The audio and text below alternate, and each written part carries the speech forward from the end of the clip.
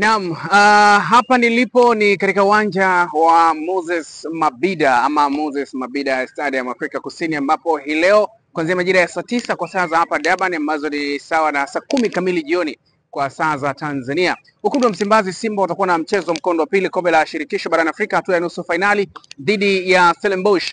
Nyuma yangu ni OB hizi ambazo zitakuwa zinafanya production ya mechi ya leo, na hawa ni baadhi ya wafanyakazi ambao wako hapa kwa ajili ya kuhakikisha hapo baadaye unapata kushuhudia mchezo huo moja kwa moja. Ukijaribu kuangalia kwa haraka haraka, unaona kabisa mechi ya wekundu wa Msimbazi Simba dhidi ya Stellenbosch leo ni uhakika. Hizi ni baadhi ya OB ambazo ziko hapa kama ambavyo unazitazama, lakini hii ni OB nyingine pia ambayo iko hapa. Yote ni katika kuhakikisha kwamba mchezo wa hii leo wa wekundu wa Msimbazi Simba dhidi ya Stellenbosch unaupata katika ubora mkubwa sana. Nilikuwa najaribu kuangalia nini ambacho kinaendelea kufanyika muda huu, lakini pia mpaka hapo baadaye mambo yatakuwa vipi. Nataka nikupitisha japo kwa uchache uweze kuona mambo yalivyo na maandalizi ambayo wanayafanya hawa jamaa hapa kuelekea mchezo hapo baadaye. Sasa muda huu nataka nijaribu kuingia kidogo kwenye ubi yao, nichungulie nione vipi, maana sisi wenyewe sio kinyonge, watu na mitambo ya maana. Ngoja nichungulie, nisabilishe nione vipi.